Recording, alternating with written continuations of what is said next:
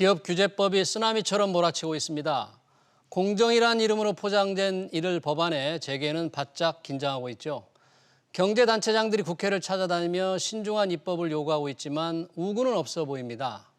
엎친 데 덮친 격으로 집단소송법까지 예고돼서 기업들의 한숨은 높아갑니다.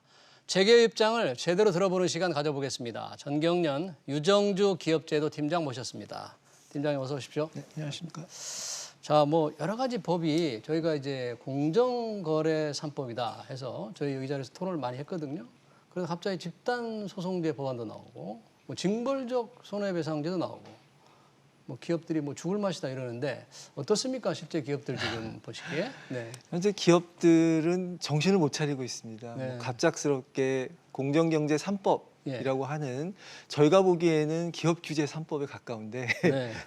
공정경제 3법이라는 이름으로 법 3개가 정부에서 입법 예고를 해서 네. 국회에 계류 중이고요. 네. 또 갑자기 느닷없이 또 2개의 법률이 네. 또 개정안과 제정안 하나가 또 올라왔습니다. 그래서 기업들은 굉장히 지금 걱정이 많고요.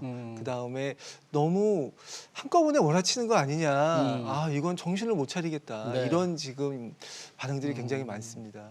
그러다 보니까 이제 전경련의 그 권태신 부회장님도 그러고 대한상의 박용만 회장님, 경총 회장님도 국회에 찾아갔잖아요. 네. 보통 찾아갈 때는 이제 야당에 이번에 이제 국민의힘 가면 아무래도 시장 경제와 뭐 자유민주주의를 좀 지향하는 정당이니까 기업의 목소리를 좀 듣지 않습니까? 네. 이번에는 뭐 외면당한 거죠, 사실. 아, 글쎄 그 부분에 대한 평가는 좀 네. 말씀드리기가 조금 어렵긴 합니다. 네. 왜냐하면 뭐 언론에 많이 났습니다만 김종인 비대위원장께서 사실 겉으로 말씀하시기에는 굉장히 기업들한테 부담이 되는 이야기를 하신 거는 맞습니다. 김종인 위원장이 경제 3법, 여기서 말하는 공정경제 3법 같아요. 원안대로 통과돼도 기업에 큰 문제 없다.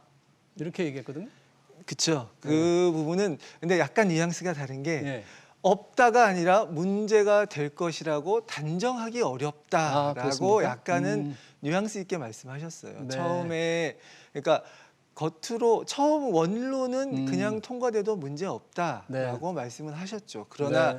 그 뒤에 보면 처음에도 그 상임위에서 합리적으로 논의가 될 것이다. 네. 그다음에 분명히 원안대로 통과돼도 문제가 없는 것처럼 말씀하셨지만 단정하기 어렵다. 약간 정치적인 수사라고나 할까요? 네. 그러니까 좀 이게 걱정이 되는 거는 사실입니다. 많은 사람들이 걱정을 하고 야당의 대표격이 되시는 분이 그 부분에 대해서 우려를 그러니까 그렇게 말씀하시는 거에서 많은 우려를 표명하는 것도 맞습니다. 그러나 실질적인 논의는 조금 더 가봐야 하지 않을까라는 일말 희망을 가지고 있습니다. 네. 네. 그러니까 좀 긍정적으로 좀 해석하면서 뭔가 좀 실마리를 잡아보고 싶은 심정 같네요. 뭐 그렇다고 할 수 있습니다. 네. 뭐 여러 가지 법이 있는데 최근에 나온 것법부터 하나하나 좀 따져보고 싶은데 우선 집단소송제 확대법. 그러니까 지금은 증권 분야에만 한정돼 있는데 이걸 전 산업 모든 분야로 확대한다는 건데 이게 어떤 의미가 있는데 왜 그렇게 반대를 하십니까? 일단 그 재계에서 반대하는 이유는 예. 소송이 너무 많아져서 기업 활동이 좀 많이 힘들어질 것이다라는 부분을 우선적으로 네. 우선적으로 좀 많이 좀 걱정을 합니다. 아, 예. 그 이유는 뭐 소비자분들이나 뭐 국민들이 잘못됐다는 게 아니라 아무래도 지금 우리나라 국민들이 과거와는 달리 법의식이 굉장히 올라와 있는 상황이고 또 민감하게 느끼고 예, 예. 그러다 보니까 많은 소송도 현재 일어나고 있는 상황입니다. 그런 상황에서 이런 제도까지 들어오면 기업들은 정신을 못 차립니다. 예. 그리고 또 한 가지 걱정이 되는 게 뭐냐면 사실은 우리나라 내에서도 문제지만 해외에서도 좀 문제가 될 가능성이 이게요? 있습니다. 예를 들어서 미국에서 집단 소송을 당했다. 예. 또는 뭐 징벌적 손해배상을 당했다. 그럼 그 부분에 대한 것을 국내로 가지고 들어와서 야, 니네도 이런 제도 있으니까 미국 기업이 우리나라 미국 소비자가 우리나라 법원에 내고 또 다시 소송할 가능성이 있습니다. 아, 미국 소비자들이 네. 국내에 들어와서 네. 국내 법원에서 다시 소송을 한다. 그렇습니다. 네. 옛날에는 우리나라에 이런 제도가 없었기 때문에 그런 소송을 제기를 그렇군요. 하더라도 막을 수가 있었는데 예. 이제는 더 이상 방어막이 없게 되는 겁니다. 국내도 문제지만 해외 소비자들도 문제가 될 가능성이 없지는 않습니다. 현재로 봐서는. 물론 그 현실화될지는 잘 모르겠지만. 집단 소송제의 경우에는 보니까 재계에서는 이 피해를 구제해달라고 소송을 제기한 원고가 만약에 이겼다 하더라도 원고들에는 실익은 적은데 결국 뭐 변호사들만 좋은 일 시키는 게 아니냐 이런 얘기를 하는 분들이 많던데요. 네, 그게 미국의 사례를 보면 예. 그런 경우들이 상당히 많이 있습니다. 옛날에 2000년도 초반에 블록버스터 비디오 대여점 사건이라는 게 있습니다. 블랙버스터 비디오 대여점. 네. 그 당시에 예. 이제 뭐 비디오를 연체를 하면 연체료를 내는데 예. 그게 부당하다 이런 식으로 해서 집단 소송을 제기를 한 적이 있었고 예. 거기에서 변호사는 약 한 900만 불 가량의 수임료를 받은 반면에 $900만 받은 반면 네. 소비자들은 얼마? 소비자들은 그러니까 소비자에 따라서 1불에서 20불의 할인 쿠폰을 받았습니다. $1에서 $20 할인 쿠폰. 네, 네. 소비자들은 이제 워낙 많으니까 받은 그렇죠. 걸 잘게 나누다 보면 그거밖에 없는 것이고 네. 개인 하나 들어오는 돈은 네. 변호사는 왕창. 그렇죠. 소송 가액이 워낙 크니까 예. 거기에 따른 수임료가 커지는 거죠. 네. 집단 소송제가 이제 소비자 피해를 좀 효과적으로 구제하는 데 도움이 될 것 같다. 그래서 뭐 가습기 문제 우리도 있었지 않습니까? 이런 면에 좀 필요하다는 이제 소비자들의 지적도 있는데. 실제로 정말 그 피해를 입고 하신 분들은 사실은 지금 현행 제도에서도 모여서 충분히 집단 소송과 유사한 효과를 낼 수 있는 제도들이 굉장히 우리나라에도 많이 있습니다. 이미 법의 장치가 다 있다. 네, 네. 그게 이제 어떤 국민 감정에서는 충분히 호소를 할 수 있는 예. 그런 여지가 많이 있습니다. 예. 충분히 이해하죠. 제가 아마 그런 사건을 당했더라도 분명히 분노하고 그 조치를 했을 겁니다. 그런데 이런 제도를 들여오는 거는 조금 더 신중할 필요가 있습니다. 저희가 뭐 얘기해야 될 법이 하도 많아서 다음 법으로 좀 넘어가 보겠습니다. 네네. 징벌적 손해배상 제도 이것도 네. 문제라는데 네. 이건 어떤 측면에서 재계가 이제 반대하는 건가요? 일단 뭐 조금 어려운 얘기를 예. 말씀드리면 예. 법 체계적으로 봤을 때 뭐 집단 소송과 징벌적 손해배상 두 가지를 같이 묶어서 말씀을 드리면 예. 우리나라는 과징금이나 형사처벌이나 국가 권력이 중심이 돼서 모든 그 행정과 이런 사회 질서를 좀 잡아가는 편입니다. 그게 네. 이제 대륙법계 국가라고 하는 우리나라나 일본이나 예. 유럽 국가, 독일이나 이런 데고 미국이나 영국이나 호주, 뭐 노르웨이 이런 영미법 국가에서는 국가 권력이 국민 생활에 개입하는 것보다는 민사적인 해결을 원칙으로 하고 네, 있습니다. 네. 그러다 보니까 집단 소송도 많이 미국에서 발전하게 되고 그 다음에 징벌적 손해배상. 왜냐하면 국가 권력이 개입을 안 하니까 예. 뭐 과징금을 내지 않죠. 예. 과징금이나 이런 건 어떤 제재가 없잖아요. 네, 네. 그러니까 약간 민사지만 약간 제재적인 성격의 그런 소송 제도가 들어오게 되는 거거든요. 예. 그런데 우리나라는 그 두 제도가 짬뽕이 되게 됩니다. 음. 만약에 우리나라가 이런 제도를 들여오고 싶다고 한다면 지금 현재의 법 체계 자체를 바꿔야 됩니다. 국가가 규제를 없애고 국가가 처벌하는 것들 예. 그런 규정들을 대폭 없앤 다음에 음. 그 다음에 그렇게 되면 잘못한 거에 대해서 제재를 받지 않을 가능성이 있으니 그때 가서 징벌적 손해배상이나 그 다음에 뭐 집단 소송이나 이런 부분들을 고려해 볼 수 있는 거지. 약간의 뭐 이중 처벌적인 그렇습니다. 문제가 있다 그런 얘기. 그렇습니다. 네. 그렇습니다. 그러니까 단편적으로 이게 필요하니까 이걸 들여와야 돼. 단편적으로 이게 필요하니까 저기 있는 걸 미국에 있는 걸 들여와야 돼. 이런 식의 생각은 굉장히 좀 위험한 원래 생각. 우리나라가 이게 사회 인프라가 안 갖춰져 있는데 좋은 것만 딱 떼어가지고 그렇습니다. 또는 뭐 바람처럼 가져온 그러니까 거다 실행하잖아요. 그렇죠. 그럼 적응이 잘 안 되는 거죠. 그렇습니다. 네. 네. 뭐 소급 적용의 문제도 있다. 이 법이 시행될 경우에 그 전에 일어나는 문제에 대해서도 적용하니까 소급 적용이다. 근데 그런 건 뭐 그러니까 분명히 어떨까요? 맞는 말입니다. 네. 그러니까는 그 법이 원래 시행이 되면 예. 시행 당일, 그러니까 시행일부터 뭔가 일어나거나 아니면 발생한 일에 대해서만 적용되는 게 맞고 예. 그런 것이 맞는데 지금 소급 적용까지 된다면 이건 사실 좀 문제가 있고 법에다가 이 법이 시행된 이후에 발생한 사건에 대해서만 시행한다라는 어떤 네. 경과 조항을 넣는 게 맞는 것 같습니다. 이 징벌적 손해배상 제도는 뭐 대기업도 그렇지만 중소 중견기업들이 굉장히 힘들어할 것 같아요. 그런가요? 네, 맞습니다.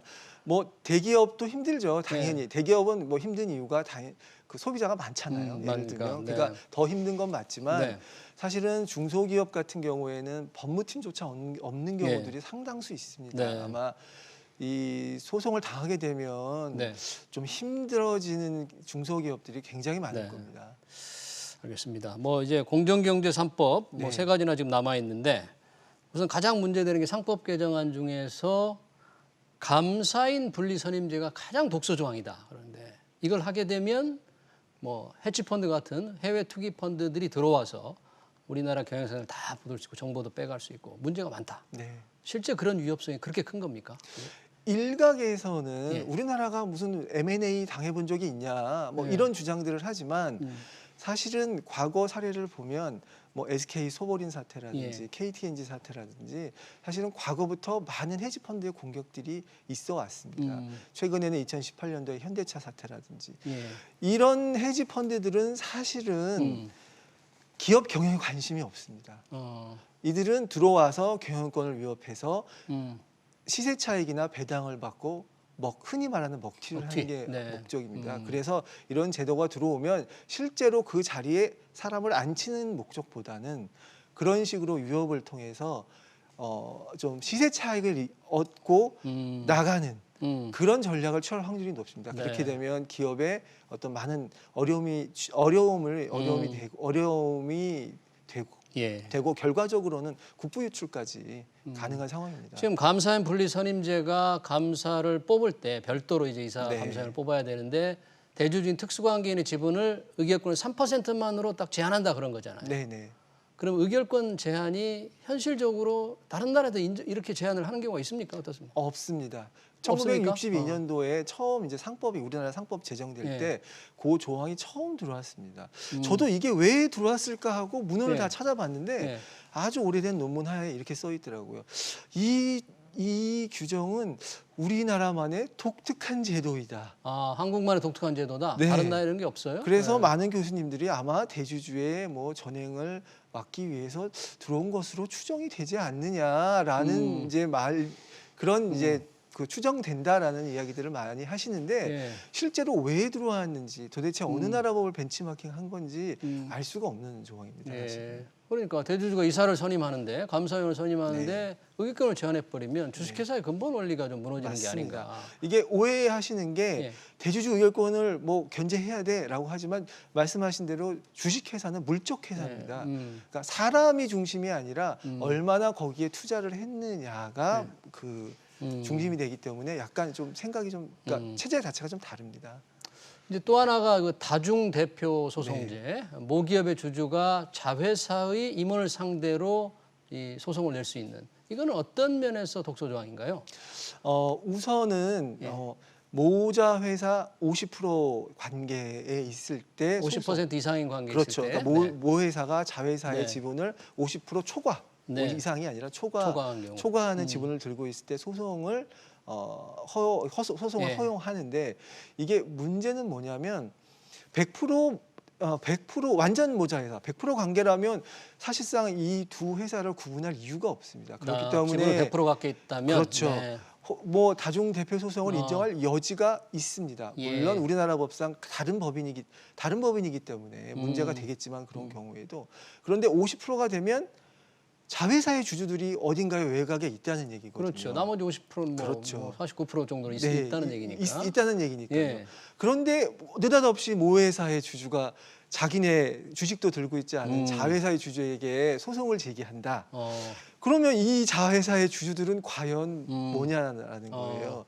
이게 괜히 이 자회사 경영권만 흔들고 내 네. 주식 가치만 떨어지고 이거는 이해 충돌의 가능성이 충분히 있는 분명히 상황이기 회사가 때문에 다른데. 분명히 회사도 다르고 이쪽에도 소수주주가 있을 수 있는데 예. 이게 이해 충돌의 문제가 발생을 하고 그러니까 자회사 지분 50% 넘게 있는 경우에 다중대표 소송제를 적용한다는 것은 너무 대상이 많다, 너무 완화돼 있다 이런 얘기네요. 그렇죠. 적용 우리나라는 너무 완화돼 있는 겁니다. 이게. 다른 나라도 이렇게 안 돼 있나요?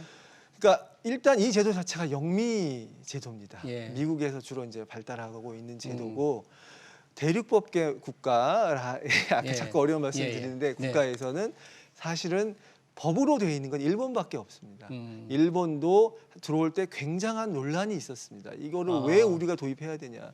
기업 경영에 문제가 생길 것이다. 그래서 도입된 것이 모자 회사 100% 관계에서만 이 제도가 도입돼서 들어온 겁니다. 100%인 경우에만 해야 네, 되는데 네. 너무 많다 이런 얘기군요. 그렇습니다. 저희가 뭐 이 공정거래법 전속고발권 폐지도 좀 논의를 해야 되는데 시간 관계상 여기까지 듣겠습니다. 네, 감사합니다. 지금까지 유정주 전경련 기업제도팀장이었습니다. 고맙습니다. 감사합니다.